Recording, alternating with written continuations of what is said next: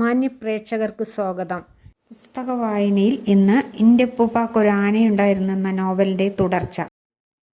അവൾ തോടിൻ്റെ വക്കിൽ ചെന്നു. താഴത്തേക്ക് ഇറങ്ങിച്ചെന്നു. നോക്കാൻ ഒരു വഴിയുമില്ല. അതിൻ്റെ ജീവൻ പോയി കാണുമോ? അതിൻ്റെ വായിൽ ഒരു തുള്ളി വെള്ളം ഇറ്റിച്ചു കൊടുത്താൽ അതൊരു പക്ഷേ ജീവിക്കുമായിരിക്കാം. എന്നാൽ അതിൻ്റെ പേരെഴുതിയ സജറത്തുൽ മുൻതഹയുടെ കൊച്ചിയില വീണ് കാണുമോ? ആ വൃക്ഷം എത്ര വലുതായിരിക്കണം? എന്തുമാത്രം ഇലകളായിരിക്കും അതിലുള്ളത്? എല്ലാ ഇലകളും ഒരുപോലെ ആയിരിക്കില്ല. എറുമ്പിൻ്റെ പേരെഴുതിയത് കുഞ്ഞിലായിരിക്കും. അതിനേക്കാൾ വലുതായിരിക്കും കുരുവിയുടെ പേരെഴുതിയത്. ആനയുടെ പേരെഴുതിയിട്ടുള്ളതായിരിക്കും വലിയ ഇല. കുഞ്ഞുപാത്തുമ്മ കടലു കണ്ടിട്ടില്ല. അതുകൊണ്ടാണ് ആനയേക്കാൾ വലിയ ജീവിയായ തിമിംഗലത്തിൻ്റെ കാര്യം ഓർക്കാഞ്ഞത്. അവളുടെ ഉപ്പുപ്പയുടെ ആനയുടെ പേരെഴുതിയ ഇല ഉണങ്ങി സജറത്തുൽ മുൻതഹയുടെ ചുവട്ടിൽ തന്നെ വീണു കിടപ്പുണ്ടായിരിക്കണം. അതൊരു പക്ഷേ പൊടിഞ്ഞ് സ്വർഗത്തിലെ മണ്ണിൽ ചേർന്ന് കാണുമോ? സ്വർഗത്തിൽ മണ്ണാണോ ഉള്ളതെന്ന് കുഞ്ഞുപാത്തുമ്മയ്ക്ക് അറിഞ്ഞുകൂടാ. അവൾ തോട്ടിൻ്റെ വക്കിലുള്ള ഒരു പാണൽ ചെടിയിൽ പിടിച്ചുകൊണ്ട് പതുക്കെ താഴത്തേക്കിറങ്ങാൻ ഭാവിച്ചതും ചവിട്ടിയിരുന്ന കട്ടയും പിടിച്ചിരുന്ന പാണയിലും എല്ലാം കൂടി കറുകും പൊതിയെന്നും അവൾ മറിഞ്ഞു താഴേക്ക് വീണതും ഒരുമിച്ച് കഴിഞ്ഞു. എൻ്റെ റബ്ബേ എന്നും പറഞ്ഞാണ് അവൾ വീണത്. എവിടെയെല്ലാമോ തട്ടുകയും കീറുകയും മുട്ടുകയും ചെയ്തു. കീറിയത് ഇടത്തെ കൈയിലെ മുട്ടിനടിയിലാണ്.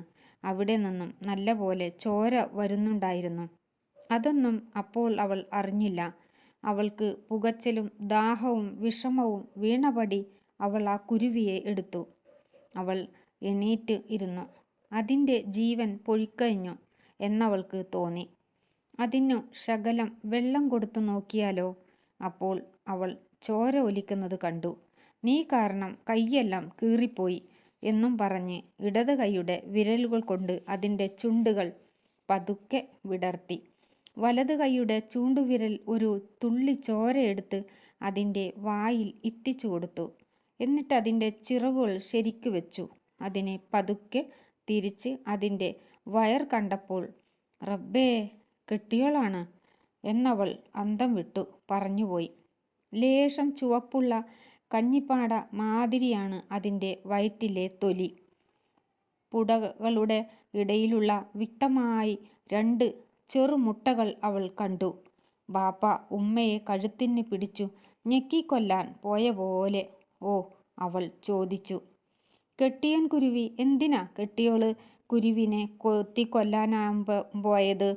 അപ്പോഴും അതിൻ്റെ ജീവൻ പോയിട്ടില്ല എന്നവൾക്ക് മനസ്സിലായി. അതിൻ്റെ കണ്ണുകൾ തുറന്നു തന്നെയിരിക്കുന്നു. കണ്ണുകളിലൂടെ അതിൻ്റെ ജീവനെ അവൾ കണ്ടു. അവൾ സാവധാനം എണീറ്റു.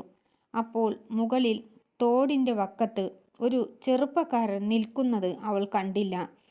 കരക്ക് കയറാൻ മാർഗം കാണാതെ അവൾ പരിഭ്രമിച്ചു. തോട്ടിലൂടെ ഒരു 1/4 നാഴിക നടന്നാൽ പാടത്ത് ചെന്ന് ഇറങ്ങാം. അങ്ങിനെ വരുന്നതും ശരിയല്ല. നാട്ടുവഴിയെ വരേണ്ടി വരും. എന്താ വഴി? അങ്ങനെ നിൽക്കുമ്പോഴാണ് അവൾ ശബ്ദം കേട്ടത്. അവൾ പേടിച്ചില്ല, പുകഞ്ഞുപോയി.